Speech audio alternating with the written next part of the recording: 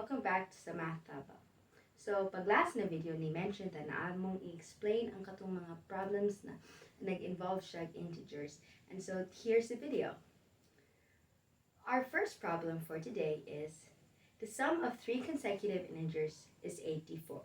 What are these three integers? So, in order to solve this problem, we have to understand ang problem. So, ang first na word na atong i-break down para makasabot ta is consecutive. What does consecutive mean? So, consecutive is actually a word na is very easy, pero as Cebuano speakers kay basin dili kay ta familiar ani. Ang meaning ra sa consecutive kay sunod-sunod. So, consecutive na integers kay sunod-sunod na integers. An example of consecutive whole numbers would be 2, 3, 4, 15, 16, 17, and more. Examples of consecutive negative integers would be -5, -6, -7, and -127, 128, -128, and -129.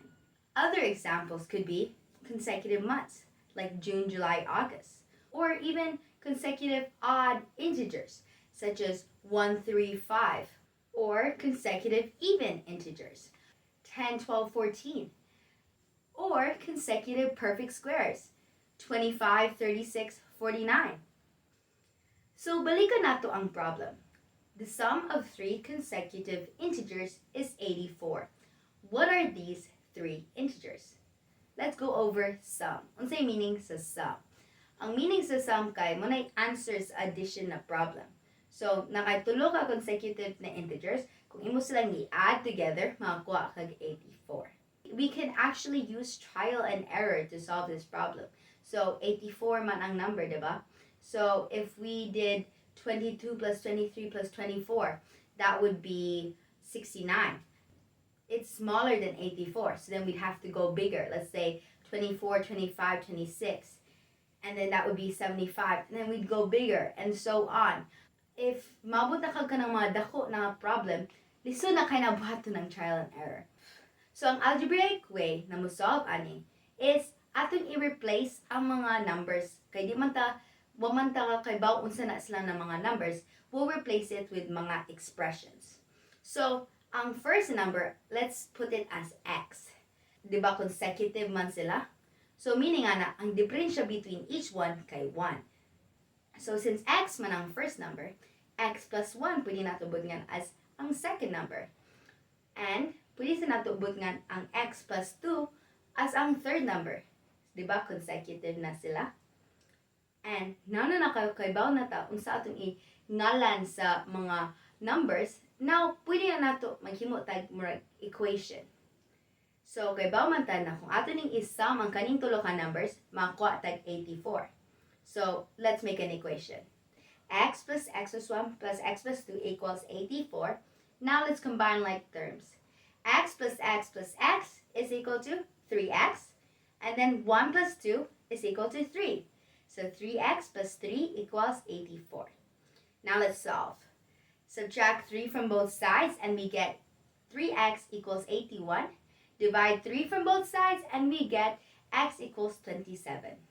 So, ang x kay 27, first number kay 27, second number kay x plus 1. So, 27 plus 1 kay 28. And then, ang third number kay x plus 2, which is 29. So now, we have our three numbers, 27, 28, and 29.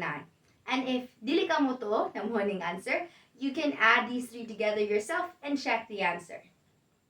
So, di mo kay siya lisod, di ba? But there is a much quicker o mas easy na way. All you have to do is divide 84, the sum, by 3, since tulo man ka numbers ang gipangita. And when you divide it by 3, you get the middle number, which is 28. And then, once you get 28, you will know since it's the middle number, all you need to do is find ang number na mas dako o mas gamay kaysa kana na number. So, ang number na mas dako by 1 is 29. Ang number na mas gamay, the next integer, is 27. So now, you have your three integers whose sum is 84. 27, 28, and 29. So, ngano ni work man ni?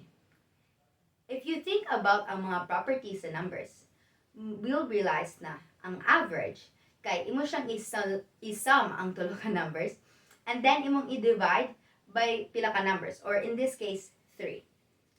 And when you think about it, kung imong kuha ng average sa tulo ka numbers, it will always be ang middle number. Pero makakaibaw ta sa average of a group of numbers, ato man siyang isum, di ba? So, since na naman tayo sum ang 84, all we need to do is divide by pila ka number. And then, that would give us the average, or the middle number. And then, we just need to find the number above and below that number, which would be 29 and 27. And that is why this works.